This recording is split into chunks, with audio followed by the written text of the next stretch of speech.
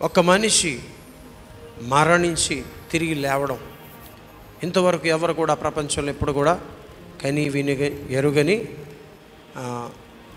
విషయం. ఎవరు కూడా ఇంతవరకు ప్రపంచంలో మరణించి తిరిగి లేవలా.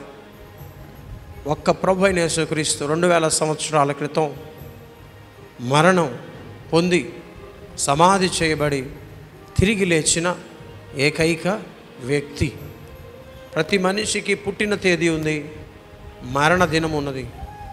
కానీ ప్రభు అయిన యేసుక్రీస్తుకు పుట్టిన దినం, మరణ దినం, మరణము గెలిచిన దినము ఉన్నది. ఆమేన్. అలాగే పరలోకానికి ఆయన ఆరోహణమైన దినము ఒకటి ఉన్నది. 4 ప్రత్యేకమైన దినములు ఆయన జీవితంలో. ఇంకొక దినం దేవుడు ఏర్పాటు చేస్తాడు. అది ఒకరోజు పరలోకం నుంచి భూమి మీదకి దిగి రావాల్సిన దినం. దేవునికి స్తోత్రం. యేసు ప్రభు మరణమును గెలిచిన గొప్ప దేవుడు. ఎంతోమంది దేవుళ్ళుగా పిలువబడుతున్న వాళ్ళు మన ప్రపంచంలో ఉన్నారు. కానీ వాళ్ళెవరు కూడా మరణానంతరం సమాధిలోంచి బయటికి రాలా. ఒక్క ప్రభు మాత్రమే మరణమును గెలిచాడు. దేవునికి స్తోత్రం. యేసు ప్రభు మరణాన్ని గెలిచిన ఈ సత్యాన్ని ప్రియులరా ఎంతోమంది చూసి నమ్మారు. ఆయన మరణం గెలిచాడని గుడ్డిగా ఎవరు నమ్మట్లేదు. కానీ ఆయన మరణాన్ని గెలిచిన తర్వాత అనేక మందికి ప్రత్యక్షమయ్యి తనను తాను కనబరుచుకున్నాడు. యేసు ప్రభు ఎవరి కొరకు మరణించి తిరిగి లేచాడు? మన కొరకు మరణించి తిరిగి లేచాడు. దేవుడు మరణించి తిరిగి లేవడంలో గొప్ప ఏం లేదండి. జాగ్రత్తగా విన్న మాట. భూమిని ఆకాశాన్ని సృష్టించిన దేవుడు మరణించి తిరిగి లేవడంలో గొప్పే ఉందండి. There is nothing great in God rising from the death. But if a human, ఒక మనిషి మరణించి తిరిగి లెగిస్తే అది చాలా గొప్ప. దేవుడు సర్వమునకు ఆధారమైన ఆయన మరణించి తిరిగి లేవడంలో గొప్పతనం ఏముంది? తిరిగి లేవడంలో, పునరుద్ధానుడు అవడంలో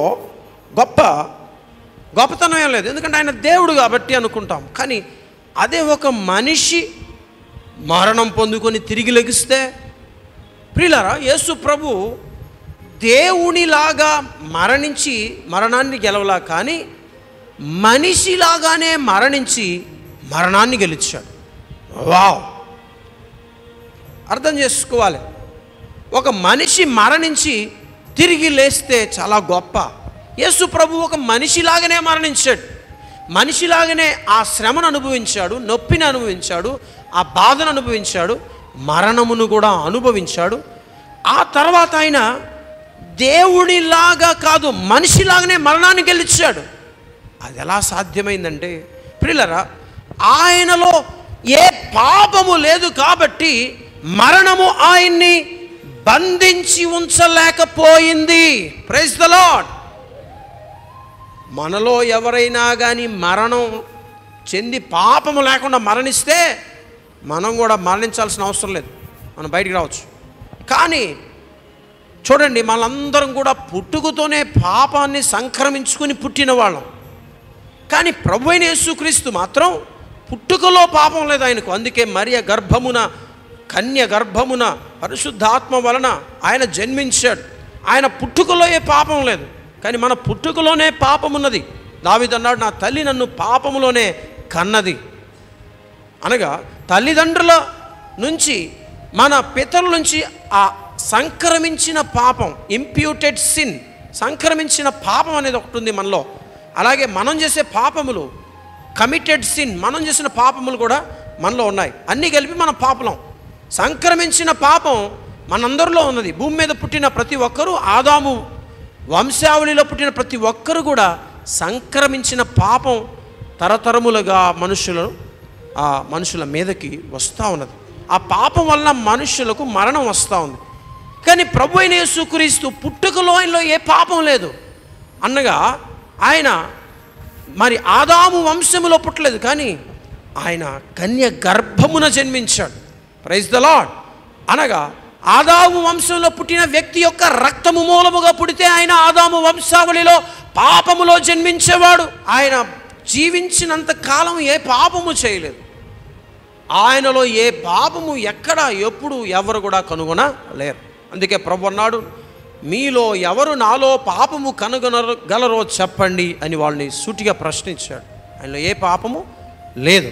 ఏ పాపము లేని ప్రభు ప్రాణాన్ని అర్పించాడు కాబట్టి ఆయన మరణించిన తర్వాత మరణం ఆయన్ని బంధించాలని ప్రయత్నం చేసింది. సాతాను బంధించాలని ప్రయత్నం చేశాడు, కానీ ఆయనలో ఏ పాపము లేకపోయేసరికి వాళ్లకు ఆయన మీద అధికారం లేకుండా పోయింది.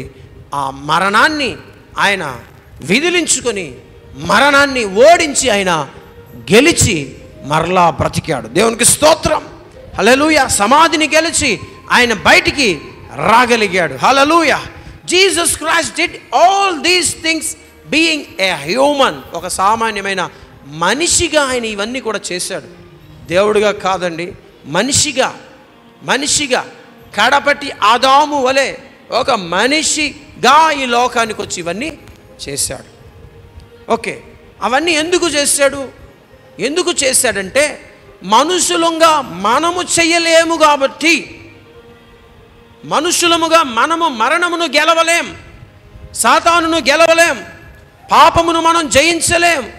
కాబట్టి దేవాది దేవుడే వచ్చి మన స్థానములో అవన్నీ చేసి ఆ విజయాన్ని మనకు దయచేశాడు. దేవునికి స్తోత్రం.